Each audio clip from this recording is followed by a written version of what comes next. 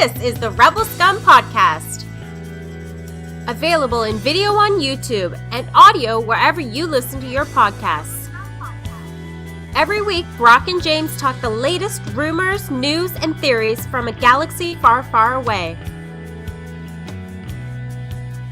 Support us on Patreon for exclusive offers and join the Star Wars discussion.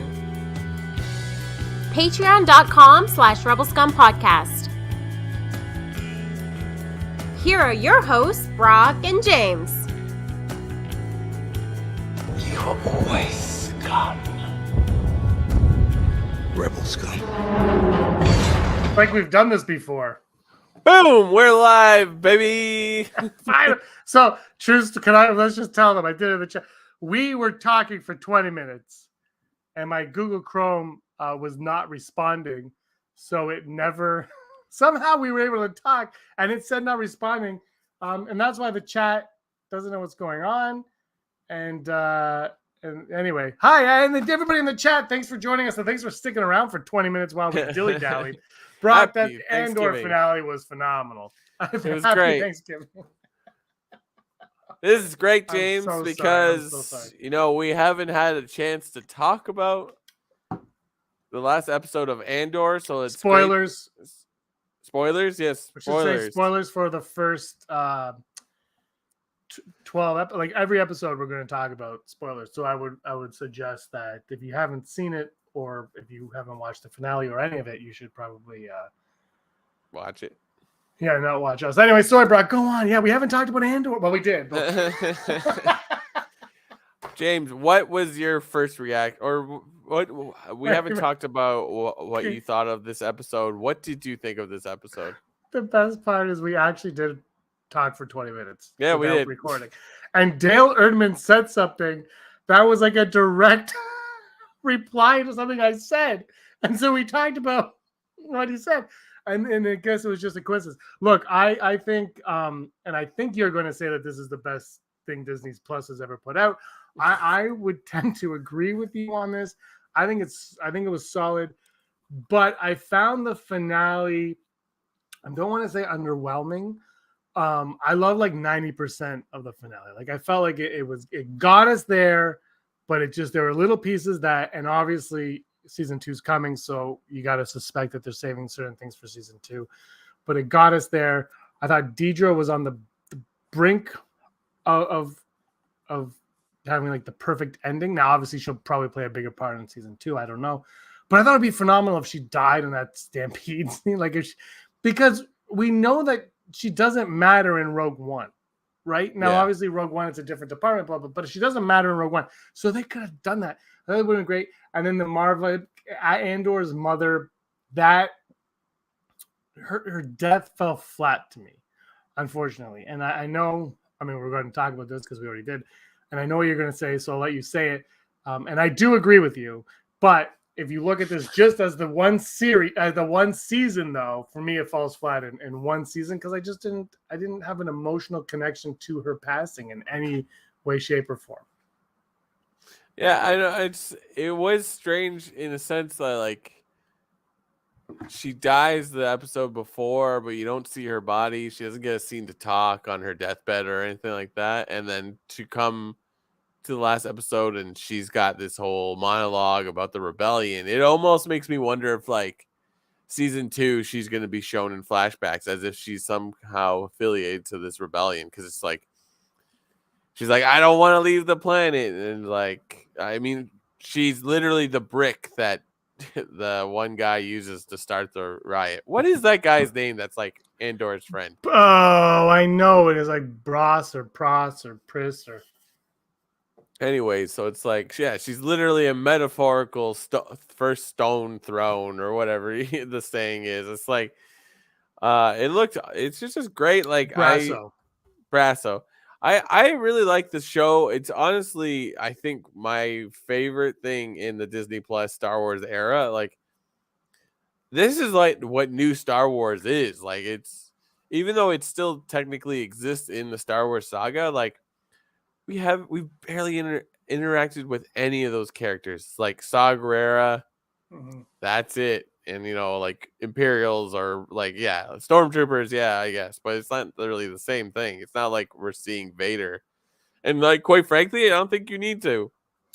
No, I'd say of anyone, Emperor would be the one that you could see that would make the most sense in the show. I don't think Vader. I think if you put Vader in this show, it would take away from Rogue One. Because again, I've said this before, but I feel like this show, as much as it's a Star Wars show, it's a Rogue One show. Yeah. And so it lives in that Rogue One world. And I just feel like if you bring Vader in, it takes away from that. I think Palpatine would make a lot of sense just because of the Senate. And the Senate's going to dissolve, obviously, in time to come. So I could see him. I don't know if they would, but I could see him being the... And I don't mean like the Sith Emperor. I mean Shivi P, like as a senator, like as the Empire, as the Emperor himself. That's what I like. I wouldn't expect that kind of stuff. So for me, that's what works about is that it fits in that Rogue One dynamic, and that's why I think it all plays out the way it does. Like I think if this was something else, maybe I'd be like, well, why aren't there... like? Because I will say I'm kind of very excited for the Acolyte. I want to see more lightsabers and more Jedi and stuff because that's very much Star Wars. Yeah. This one I'm okay with it not being in it because it's that Rogue One movie. Whereas Mandalorian, remember, there was no anything to do with the Force. Well, there was the Force, but no lightsaber or anything until the finale of season 1. When it was a dark saber too, which is like kind of a lightsaber. So, but that show is more fantastical than this one. This is more of a grounded one, which Rogue One was as well until Vader shows up and slices and dices at the end. Yeah. So I'm very excited for Acolyte, obviously for those reasons, but I still think this works very well for the show. And I think just, again, the cinematography, and there was one shot, I can't remember what it was, but there was one shot that was the first time all season there was something I didn't like visually in this show. And I can't remember what it was right now. But I remember being like, oh, I don't like that. And then it went right back to looking awesome. But there was just one moment when I was like, something didn't look right. I don't remember what it was, but I was just put off by it. I'm like, oh. There must have been like a pickup shot that's someone shot in like a closet somewhere. Because I just remember it stood out to me, like, because the show's so beautiful. I just find the show's been beautiful since day one. Like, I think there was episode 3 or 4 when I was like, why is no one talking about the directing in Andor? Like, we love to be like, Deborah Chow needs to do a Star Wars movie, Bryce Dallas Howard and Rick from you. They all used to, like, I'm with them. I say those things too. I'm with them. But Andor has just been like, this is phenomenal. I don't know who the hell is directing these shows. They never made a big deal about it. And I still think it's probably the best series we got, but it's also one of those ones, Brock, where we talked with Pete earlier today, where his son isn't really interested in it because it's not. It's kind of like when you grow up with Star Wars, now you can have this, like you can enjoy this now. Yeah. But when you won't appreciate it till you get there, and now we're there, so we appreciate it, and I appreciate that they made it. And it's just like, I don't know, and I can't put my finger on what it is about it. It's just looks awesome. I think it's so unexpected what's gonna happen. Like my reaction at the end of this episode was like, oh, they've done it. They've done it. Oh, and then we get this after credit scene, and I'm like, you're good, and it's like, that's what I like about Star Wars. I don't think it's just a Star Wars thing, but that visceral reaction you get when it's something like a huge reveal. It's the Luke, I am your father moment. We're like, oh, but it was just a great ending. It's just sort of like, is Luthen going to kill? Was he coming there just to kill Andor? And it's like, why is everyone so obsessed with Andor? Because he's like the loose end that like he undoes everything. Like he's the wild card no one knows what to do with. Like, it's so interesting because it's like Cinta is there to watch Marva because they think like Andor will inevitably show up. Val like goes straight to Ferrix just the same because she knows Andor is coming. So it's just like it ends and it like you don't have like you're like, oh, what's gonna happen? Like, and like Cassian's in tears and like Luthen like just sort of laughs like it's like And I'm like, oh man, now we have to wait a year. So it's like, wow. And we wait a year, and the next episode takes place a year later. A year later, which so we know that obviously Luthen doesn't kill Andor.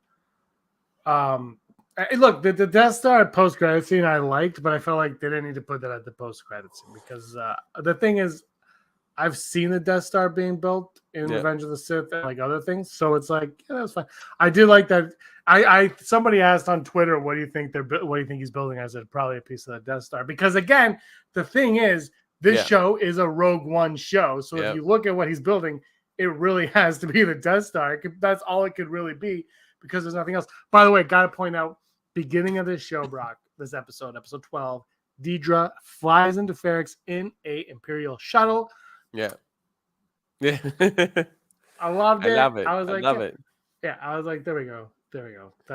I loved it. I am curious where Brasso, Bix, B2 Emo, and I don't know the other woman's name. Was she in the show before? but I'm excited to see where they go because I feel like we're now, you know what? It ended like Adult Rebels. Yeah. The animated show. Like it ended like Adult Rebels. Like that is your Adult Rebels on this ship. And I was like, oh, this is exciting. Like there's different factions of the rebellion now. And Saw Gerrera, like, are we going to witness him slowly deteriorate to the point of Rogue One where he's like, I'm done? And what gets him to that point? Like there's so many questions that are, and I do love that Forrest Whitaker, who, by the way, Brock, side Akbar, Jingle Jangle on Netflix. If you haven't seen it, check it out. It's a couple years old. It's a musical. Forrest Whitaker is the lead. He is awesome in it. It's a great Christmas movie. It's not overtly Christmas. Michael Keaton. Anyway, whatever. It's a great movie.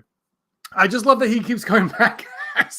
He's like cartoons, video games, movies, TV shows. I'm sure he's done an audiobook somewhere. Oh, yeah. He's on like the Saw Gerrera biography written by Forrest Whitaker. Yeah, exactly. Fun. I love it. No, it's just, I don't know. It's a show. It's outside of maybe the first season of Mandalorian. Like this show makes me want to rewatch it again. Like it's like, whoo.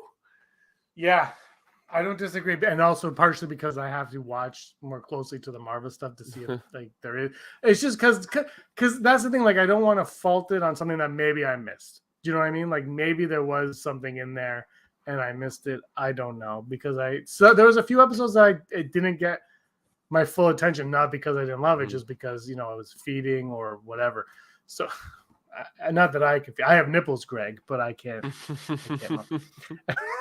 It's such a one thing. I was talking to, I think it was, I was talking to Pete Fletcher about this on Twitter. I'm going to be on streaming Star Wars with them next week.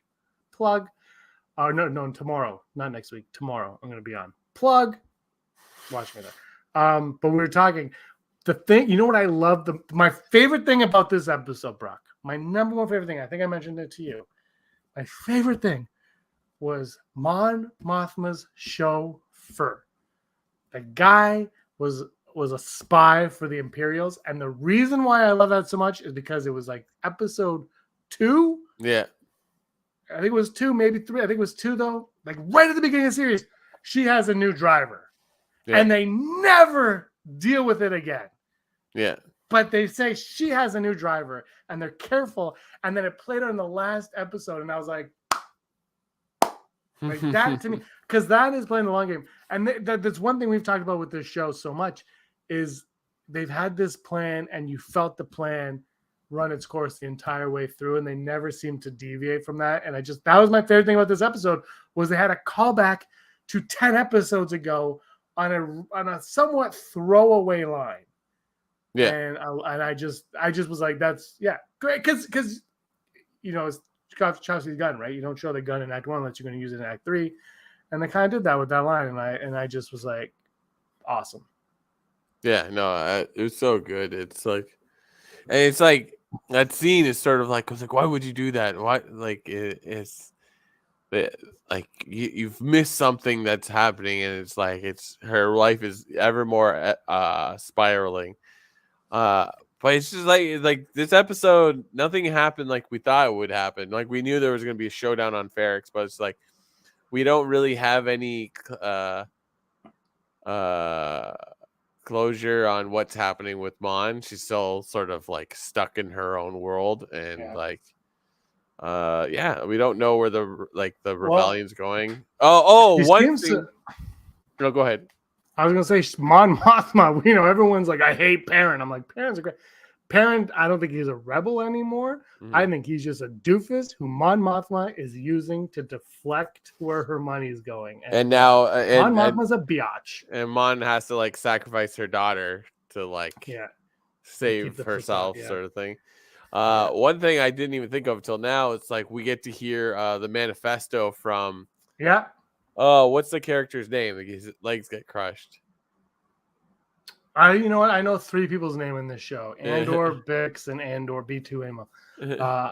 Someone will tell us in the chat what his name was. Muffin. So it's like it's kind of, we got to hear that. It's like, it's just the show. It just never stops like pointing out. It's like, this isn't really about Cassian. He's just in the heat of Nemec. Yes. So we keep seeing like different viewpoints of what the rebellion is. I love it. It just creates like, he's like talking about it like he's like Carl Jung or Aristotle or whatever. He's philosophizing on like where we're at. It's like what the social upheavals, like this is just like this rebellion is inevitable, sort of thing. Like it's just so cool. Like all those little details. Like I said it before, this is like watching a movie that's based on a visual dictionary for a Star Wars movie, where you're like, there's so many things going on, but it's not really a story. It's just sort of you're in this slice of life that is the Star Wars galaxy. It's just great. I'm super excited to see more. I'm super excited, like I already said, to rewatch the series. Like it's crazy. Like it's crazy. So good job. Yeah, I would say I haven't been this excited to watch a series, but I rewatched Boba Fett and Mando 1. So, I didn't rewatch Mando Season 2 though. I don't know why. There's just so much. No, Mando Season 2. Baby Yoda is still the greatest. There's a Baby Yoda balloon in the parade, and it was the most exciting thing ever. Because Grogu's the greatest thing to happen in Star Wars. Grogu would have made this show better. Are we all in agreement that if we would have put Grogu, if Grogu would have piloted that ship at the end of the show? I'm just joking, whatever. Because you know somebody's mad that I said that too. Like, Baby Yoda's in there for marketing, and you don't like Star Wars.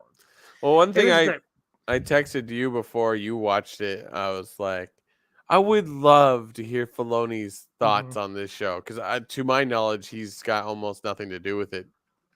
I think, yeah, I mean, I'm sure. Oh, maybe not. Like you suspect that like him and Favreau and like they would all kind of know what's going on within Star Wars, right? Like somebody's got. Here's the thing, because we've talked for years now, and everyone's kind of been like, Filoni should take over and be the Feige of Star Wars, and And now in this show comes, people are like, this is better than anything Filoni's ever done. It's like, sure, they don't need a filmmaker at the head of it though. They need someone just there to like. Kevin Feige hasn't directed a Marvel movie. He's just kind of he's the overseer of it all. They need someone like that, and so I hope that. You would hope that the people making the other shows, even I can't remember her name that's doing the Acolyte, you'd hope that they're all kind of in communication some level. I mean, because ultimately, whatever happens in any of these shows, whether they want to admit it or not, affects each other.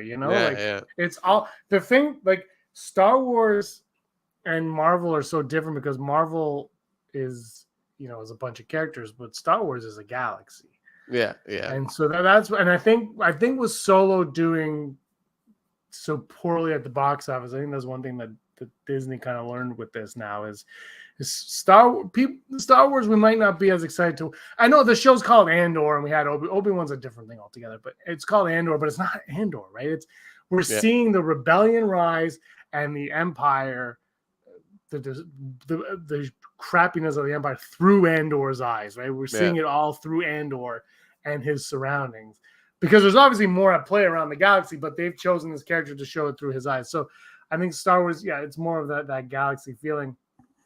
But each of these shows, like, you can say, oh, I don't want to make something with Luke Skywalker, but whatever you do before or after, Luke Skywalker factors in because he's a major player in it, So you can't hate what happened before, you can't hate what happened after.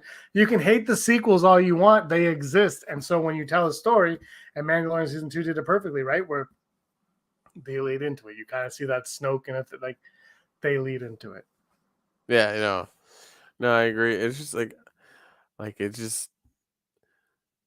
I think I even said like, "Oh, it would be amazing to hear what George Lucas thinks of the show," because it's like this is like new grounds. Even though they've done a lot with Star Wars so far, it's just like this felt different. Like, as much as I love like Rebels or Clone Wars, it's just like this has had a vibe that I don't think I've experienced with Star Wars. So like, to be this inspiring, like, I hope like Filoni's interested in, like, and him, he can spin anything where it's just like, this is important because of this and this and this. And you're like, oh yeah, wow. So I'd love to hear him talk about it, but it was great, and it's like, yeah, maybe it's overdone, but just dropping those shapes into the Death Star at the end, I'm like, perfect. And it just sort of gives you a timeline. We know it's 5 years prior, but you're like, okay, so the Death Star is kind of almost complete. I think that's why I just thought it didn't need to be an end credit. They could have just put it at the end of the freaking episode, because it's like, I know it's being built. Yeah, it was great. It was great. It was great to see that what he was doing was the Death Star, which is what I think a lot of people suspected.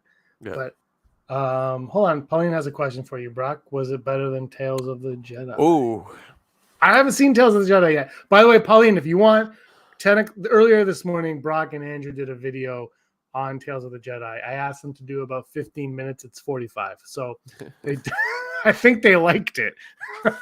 My answer is it's better than Tales of the Jedi, but only because it's got a full story and it's longer, right? Like, there's just so much more to it. That's it. Like, it's just like Tales of the Jedi is just as good. Like, if I gotten one or the other, I would have been happy. You gotta be like, oh, this is like, because like, if you watch our video, it's sort of like, this is cool. This is a good idea. Keep making these things. Even though it's kind of rinse repeat of Clone Wars, it had a different vibe to it where we're like, we're just focusing on this. And it's like, and it's just an easy idea where you're like, yeah, like, we want to learn more about, in this case of Tales of Jedi, Dooku, and like a little bit more on Ahsoka, but it's just like, Cassian Andor is, you don't have to revisit that character, but you're like, oh, now I'm really interested. Like, now I want to know about his mother. Now I want to know, I want more Saw Gerrera. Like, could you imagine that, like, Forrest Whitaker said yes to do that character in Rogue One, this like character that was like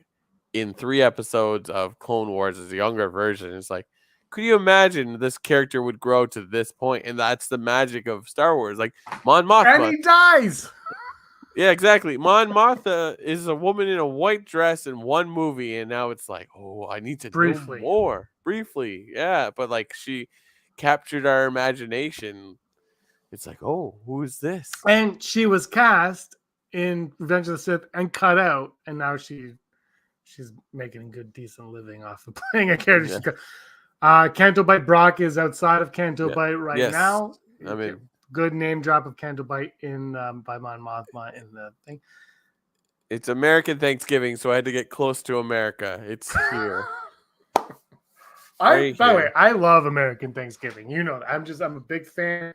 Football all day. We for 6 years have done like 3 videos that day, like bunch of videos on the channel that day. We just have a lot of fun. I don't know why.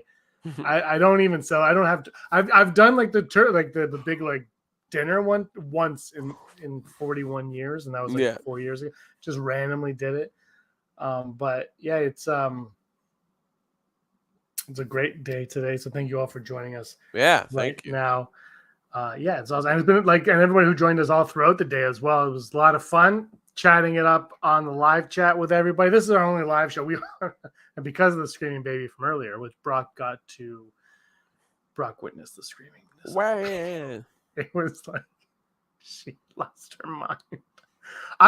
So what happened was we were doing it live, but for some reason I like triple booked like my night. Like Erin wanted to do, like she was like, I gotta do this. I'm like, fine, that's fine. And I'm like, oh my god, I'm recording live. So I asked you yesterday if we could tape it, and you're like, no. Yeah. And I was like, wow. So I said, Erin, no. And then I said, you know what? I will take Selena, that's my daughter. I'll take her while we record. And Brock heard. She wanted no part of this. I didn't even have my headset on, but I could hear her out of like the speakers. I was like, "Oh God!"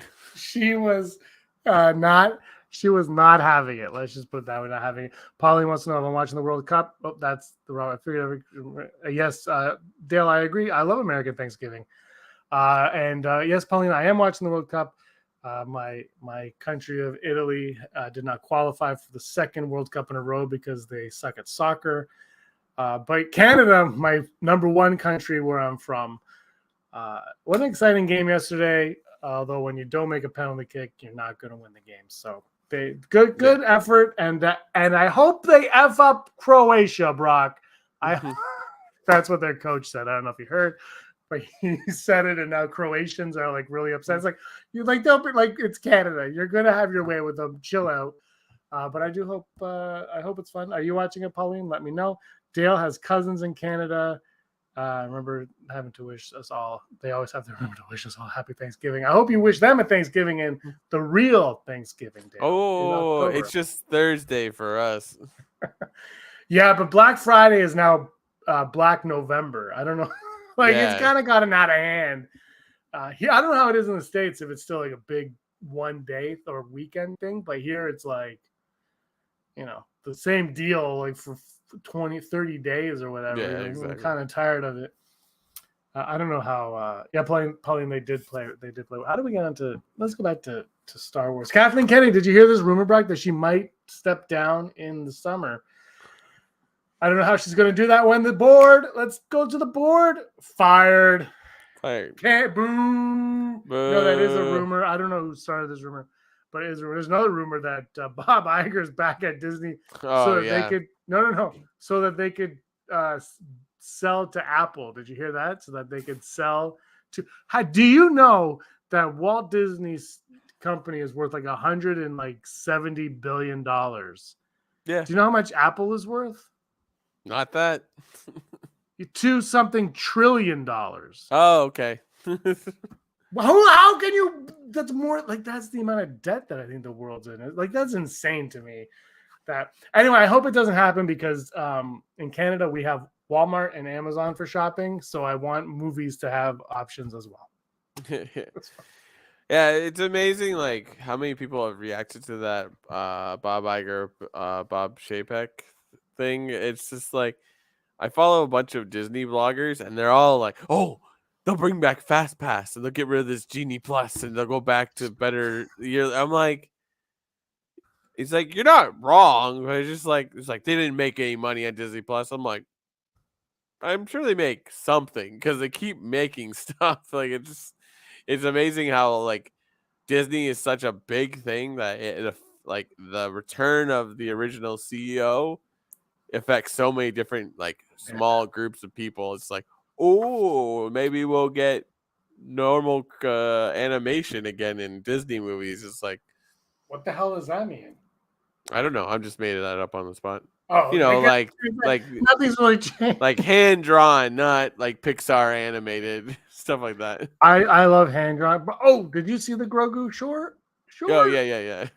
I loved it. I was like, it was a short. It was just like a fluff thing, and I was okay with it. I'm glad it didn't go any longer. We talked about it like 3 weeks ago. It's like Disney should go after the anime crowd and just like jumping on Visions. Studio Ghibli is a good idea. Like Why wouldn't you work with them? And then you watch that thing, it's like, cool, yeah. You know what the problem I'm having? And so I heard that Chapek wasn't into Star Wars. Chapek didn't want Star Wars movies. He wanted everything on streaming. And that was part of the reason why things didn't happen and why the Patty Jenkins and possibly the Taika Waititi things and the J.D. Dillard all kind of fell through was he didn't want movies anymore. And Bob Iger might push for movies, which is fine and great. And you know, Sean Levy now is supposedly doing a movie. And I'm a big fan of his, Big Fat Liar, from day one. But here's my problem is, and like I said, I'm a fan of Sean Levy. I'm a big fan. I own Big Fat Liar on DVD. Pink Panther, like cheaper by a dozen. Own my DVD. Real Steel, great.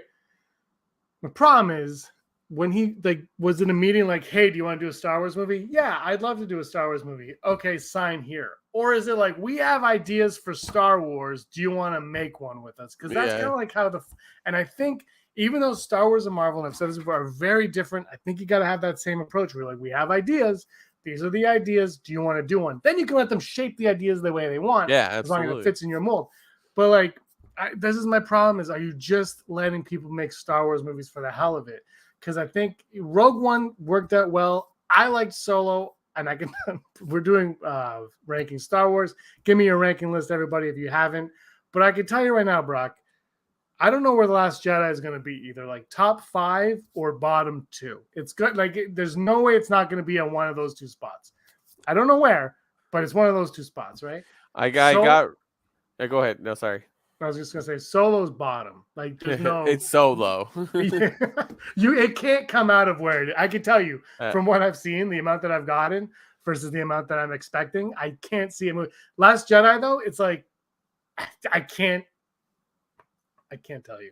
I asked Reham to do a list for it this year, first time ever. I don't know why it never occurred to me to ask her to do it.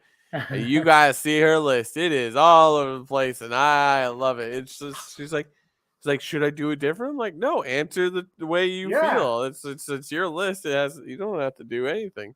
Her number 1 is Caravan of Courage. Yeah, absolutely. It doesn't count, but it's in there. No, but honestly, that's what I love about the list is I do it the way like, what Star Wars movie would I put on right now? Like that's how I like to do it, and that's why I changed every year. And honestly, today my list would be different than tomorrow. So whatever day I put my list in is what it is. But that's how I like to do it. But yeah, Solo, like I just think I think they should continue with the episodic films in the saga. And I'm not saying Skywalker saga, because I think labeling it that was the biggest mistake they've made. And I think they labeled that around 2012. I think that was a mistake. And I don't know if it was Disney or Lucas who labeled it that, to be honest. But I do think it was a mistake, because I think you've got to just keep this saga going. Yeah. And the thing is, and I think I said this either with you and Pete earlier, or on another podcast we did, like maybe last week. Do trilogies. This is the next trilogy. This is the next. Then you always have an ending, but you always just leave a little bit open for the next one, and you keep going. I think that's the best way they can do it, because if you just let these directors come in and make one-offs, what is Star Wars at that point? It's a saga, and when you do one-offs, It's not a saga anymore. It's just like I don't even know. It's just a streaming show in a theater. Yeah. I mean, I never really thought about like maybe Bob Chapek was the reason why they weren't making movies. I was just like, but it's just like, it's clear you're equipped. You have enough ideas. You have enough like technology to make things look good. Like, just go make a movie. Frick. I agree with you. Andrew's not canon. Don't believe his lies. I am recording with Andrew tomorrow, Brock, driving home from work. We're going to record a show while I drive home from work. He makes my my drive quicker sometimes, or longer, depending on what he's talking about. And I hit multiple dead zones on the way, so it's even more entertaining, because or last time I had to get gas and the guy came out of his car blasting music. I was like, you're in Peterborough. Chill out. Dude. Andor is definitely in my top 4 favorite Star Wars streaming shows. Yeah, it's my number one. It's my top 4. Honestly, I've really, really enjoyed all of them. And I don't know if I could rank, because the thing is I like Andor, I'd argue is the best looking, acted and all that. But like the Mando stuff, you know how I feel about Boba Fett. I don't need to get into that. But like the Mando stuff is like when I rewatched Boba Fett, especially the Mandalorian episodes, I'm like, there's just something about these that's like special, and I love this, and so I don't want to take away from that. And I think also it's possible to like all of them. Oh, absolutely. I think that's something we have to remember too, is we don't have to pit them all against each other. When you're in the craziness that is Andrew Fantasia's Marvel podcast, where it's like, here, rate 400 videos, like, it's like there's no rating that many things, because it's like, well, I like this. It's like, what is your favorite and what is your least favorite, and then how do everything stack in between? So when you like Endgame the most and Eternals the least, it's like, what is closer to Eternals and are closer to Endgame? So yeah, he's doing that, and he's also doing the shows. And I forced his hand at putting the Guardians of the Galaxy Christmas special on that list, and the reason is because, Brock, I loved Werewolf by Night, but I love Christmas more. So I want to know if I like this one more than Werewolf, because I loved Werewolf by Night. That is my favorite thing Marvel has done. Oh yeah, it was awesome. It's like it's like Cassian Andor or Rogue One, where you're like, we're really gonna make a thing about this? Like, really? Okay. And then you go and you're like, wow, that was great. I would have watched the first half of Werewolf by Night. I really like. I was like, this is phenomenal. When they're like hunting the monster, you know, because I haven't read Werewolf by Night. I didn't know anything about it. I'm like, oh, whatever, we're in. Let's go. It's Halloween. It's black and white. Do it. I love Man Thing stuff like that. It was just great. I thought it was a lot of fun. But Guardians, I'm excited. That came out today, I think. Very excited. Today, though, Brock, after we're done recording, did it? Go. Yeah, it did. I'm going to go downstairs. The Christmas album dropped yesterday. I listened to it on my drive home from work. But yeah, today, after we were done recording, I'm going to watch Polar Express. I watched Polar Express every American Thanksgiving. That's how I do the American Thanksgiving. Aaron and I are going to watch it. And here we go. All right, you want to go to the odds? Yeah, let's do it. Successfully navigating an asteroid field is approximately 3,720 to 1. Never tell me the odds. Look at that. See? Quill if Quill was in Andor would have been a better show. Arguably.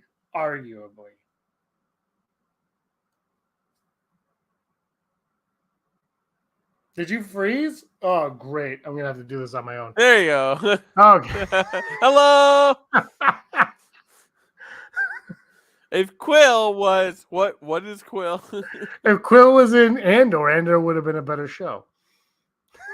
Oh, yeah. What are you talking about? I don't see any Guardians of the Galaxy. Holiday special. No. Is it tomorrow? You're a liar. Is it tomorrow then? There's a featurette for Werewolf by Night. It's called Director by Night.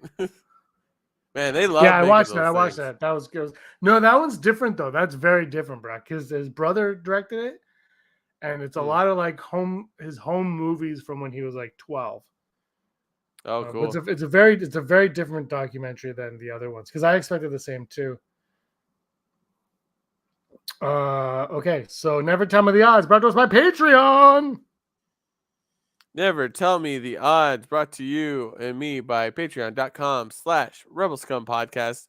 We make a podcast. We go to the casino or we go to where screaming babies are, but we bring you the Star Wars that we can best supply. And any support you could give helps us out swimmingly. And you can do that by going to patreon.com/Rebel Scum Podcast and signing up for our different tiers of things and get extra content. And we'll send you a picture of James wearing a Viking helmet for whatever reason. Who knows? He's crazy. But once you join Patreon and start supporting us, you can be one of the many few people that we thank every episode. Those people are Heidi Feder, Barry Brophy, Dennis Allen, Randy Kenobi, Mary Kristen Aton, Jeff Wilson, Phil Staniforth, Red, Scott D, Josh Price, Matt W, Frank Perkins, Neil Lowry, Cosmic Girl 02, Gleek Play 1, Disney Desi, Charlotte, Kayla Davis, Dale Erdman, Girls with Sabers, and the most toxic one of all, the Den of Nerds, who is making ripples all over the interwebs with his hatred of Andor. But he supports us, so he doesn't like anything Star Wars anymore, does he? I don't go to his stuff, so I don't. Okay. It's all surprising. I don't want to get into it, but I All right, cool, so I haven't talked whatever. to him in a while. But I remember anyway. Thank you all for your Patreon stuff. Look, Brock, if we hated Star Wars, we could be rich right now. Well, not rich, but you know what? You could probably be at the casino gambling right now. That's the difference between. So if we hate it, we're pretty good. Rez is here. Rez just had tofurkey. And I had tofurkey once.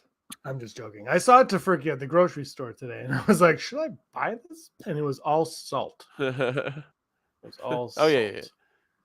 So I didn't buy it. Anyway, Andrew's here, Heidi's here, Rez is here, Dale's here. It's a good time. Pauline is here. Anyway, it's a good time. Here we go. Never tell me the odds. The first odd will freaking autocorrect. Wakobo.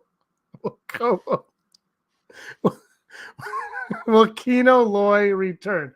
Will Kobo Loy return? Are we going to see Kino Loy? Because Tony Gilroy said, "Did he die? I didn't see him die." Blah blah blah blah blah. Yeah. I think we are. I mean, wow. I think it's just they've put so much work into a lot of these characters. Like they have to come back in some capacity, even if it's just like the last episode where they show look at all the characters. I'm gonna go 90%. I want to go 0.01257. Here's why. Oh, because that Prison Break episode, and we talked about this earlier today, but that Prison Break episode, he's like, he doesn't want to leave. And the whole time, Andor's like, tell them. And he's reluctant to do so. And I'm like, why the hell is he so reluctant? He knows that it's all for naught. Why is he so reluctant? And then at the end, you realize it's because there's no way out for him. He is trapped in there forever. He can't swim, so he's going to die if he jumps. If he stays back, he's probably going to get killed by a prison guard, or he's going to be back in prison doing what he's been doing for however long he's been in there. And I just think the point of Kino Loy is to show us how far the rebellion will go, right? We saw it with Luthen, how Luthen's like, I will sacrifice these men to do it. And Kino Loy is going to sacrifice himself for the better of everybody else that he's with. And I think bringing him back lessens that and cheapens that a little bit. So I don't want him to come back. I don't think they're going to bring him back. And I just think leaving him the way he is the best, because you don't know what happened. But that's the point of the rebellion, right? Is the point of being the rebellion, right? The point of it is like you make the sacrifices for it, and you don't always know what's going to happen, and it's not always a happy ending. So that's why I am so passionate about Kino Loy never. Also, Brock, what happens is the Imperials kidnap Kino Loy, and they do tests on him, and they create Snoke. Our next odd will B2 Emo meet R2D2 in season 2 of Andor. I was so happy B2 made it out alive. Yeah. Oh my gosh. Happy. I was like, I love when he got pushed. By the way, bro, when he got pushed over and like it cut to like his eye randomly. Yeah. I was like, oh my God, it's heartbreaking. And he's like, it's like, whenever it's like, Cassian, where are you going? You just got here. It's like I'll be back. He's like, every time you say that, you never come back. It's like, it's just so great. It's just a freaking robot, like model they drive around, and then someone does a voiceover for her. It's just like, it's amazing. And it's just like, it's like, oh, they've done droids. You can't give me something new. And then they think up this. Like, it's like, this is great. Can you imagine like B2 talking to K2SO next season or something like that? That'd be great. Oh my gosh. I didn't even think about that. The relationship that Cassian has with K2, like perhaps that informs like B2 emo informs that in some way. Oh, it writes itself. It writes itself. I Good was night, glad we everybody. didn't get K2 in this season. He didn't fit in this season, so I'm Oh, glad we didn't. absolutely. I'm glad we got the droids. I'm glad they showed the droids, but I'm Yeah. happy that did it. All right, our next odd is our final odd of Thanksgiving 2022. Our final odd. Season 2 of Andor will begin with Tarkin and Krennic. Oh, Will the beginning of season 2 begin with a scene between Krennic and Tarkin? no, I don't think so. 5%. Like I think we hit the nail on the head a couple episodes ago, where it's just like, nah, they don't need to be in this. Like, what would be the point? Maybe like seeing the Death Star like we did, like that's enough. So That's what I was saying. Yeah, no, I agree with that, but also because season 1 ended with that post-credit scene of the Death Star being built, it kind of lets them do a scene where the Imperials are discussing the Death Star, and the Imperials that most likely would be discussing it would be Krennic and possibly Tarkin. So I'm going to go 25% because I'm also low on it, but it's not. Hold on, I left my baby monitor on and I can hear Aaron talking. It's freaking ridiculous. I should have done it with Selena here, crying the whole time. But I'm gonna go 25%. But that's the thing though, is I also feel like those two characters are allowed to be in the series because of the Rogue One connection. I just think things that happen in Rogue One they have free will to use those. I don't think. Anyway. Andrew Fantasia really wants a meeting with CVP and Mom Mothma where he knows what's going on with Mothma, but Mothma doesn't. That's how she leaves the Senate, and he's discussed that to death. So I'm not playing into that. Shut up, Andrew. And Andrew Fantasia has a bonus odd: the odds of Kino learning to swim. It's gonna make a big splash. 10%. Kino is Snoke. All right, those are our odds for today. We're not doing news because Brock is at Canto Bight gambling. He's a big gambler, just like Perrin, or Mon Mothma wants you to believe Perrin is a big gambler. I hope everyone, Desi, thanks for joining us. Hope you're having a great Thanksgiving. You're probably at Disney. Does Disney do like a cool Thanksgiving? Because they go like Halloween and then I think they go straight to Christmas. So what do they do for Thanksgiving? Let us know. I think they do Christmas like immediately. I saw someone post like Disneyland in California, like the wait times for all the rides were like over 100 minutes, like every single one. Thanks, Pauline. Yeah, no, that's wild. I don't know. They had a Life Day thing. Yeah, that was cool. I love that they're embracing Life Day. It's so weird. It's like the thing that George Lucas like was most embarrassed by. They're like, we will embrace this with all of our hearts. We're gonna love it. All right, top 5 moments from the first season of Andor. It doesn't have to just be season episode 12. It could be any episode of them all. My number 5 is actually from the episode we just saw. It's Kino Loy, all of Kino Loy in that escape episode. Just like the way he gave the speech, he delivered it. Because the whole episode, I'm like, what the hell? I was like, this is such a weird choice for this character. Because earlier the character's like, we gotta leave. This is it. And then he's like reluctant to say things, and I thought it was a weird choice. And then finally, I was like, you're dead. My number 5 is gonna be Saw Gerrera because it's just like, yeah, just drop this guy in any episode. He's like Hondo Inaka. That's what he's like. Do you think Hondo's gonna appear on this show? No. Oh, He would fit in perfectly in this show. oh yeah, oh yeah, oh yeah. What was my favorite thing from this series so far? I can't think of my number 1. My number 2, my number 4, my number 4 is Bix being tortured. Wow. Like, she was messed up. That was like Borg Gullet time 1,000. I kind of wish I want a special edition of Rogue One where they take the Borg Gullet out and put that thing in. Put that doctor in. Like, Forrest Whitaker will reshoot that scene. Yeah. He's like, it would leave you insane. My number 4 is gonna be Marva's speech in the last episode. It's just like, it is good. It seems a little off. Like, why is she doing this? She knew she was gonna die and they were gonna do this. But like, I think it's like, it's the kind of stuff you like hearing. And at the same note, I guess, like Nemec's like manifesto. Like, I like the speeches. I'm like, yeah, like this is all like, it all comes down to the working class has to rise up. My number 3 is Saw Gerrera and 2 Tubes. I'm a big Tubes fan, and I love when Luthen played him and took his gun. I loved it.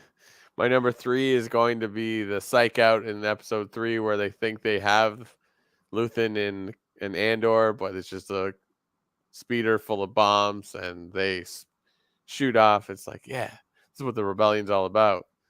Fast thinking. My number 3, I am ahead of it. My number 3 is Deidre getting trampled. I still wish she just would have died in that scene. It was like, I'm like, this is morbid. I love it.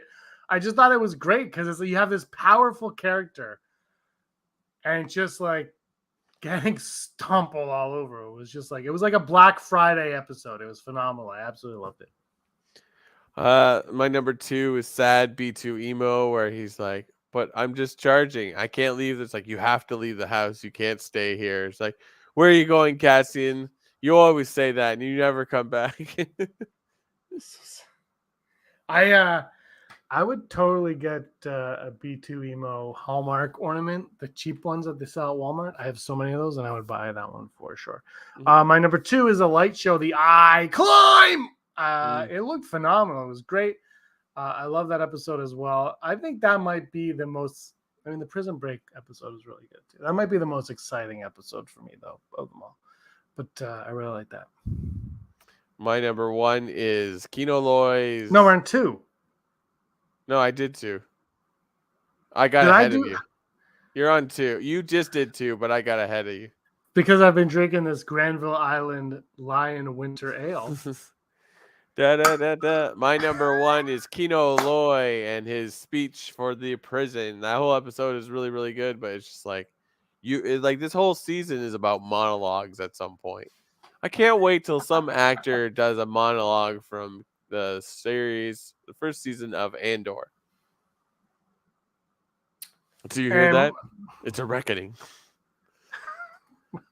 My number 1 is Luthen's speech to the mole they have within the thing. I thought that was my favorite part of any of these shows, was just him being like, I'm going to kill this guy because we have to do it, because that's the point of it. And I'm not talking to you. I think about you all the time, but you have to stay in there. And I know you have a kid. I know it's a problem, but this is who you are. You have to live with it. And this is how we're going to succeed. And my fear is, I did a Never Tell Me the Odd with Heidi earlier this week, and she has a bunch of cool ones. But my fear is that guy is going to be on the Death Star. And he's going to, on the Death Star, and he's going to get blown up.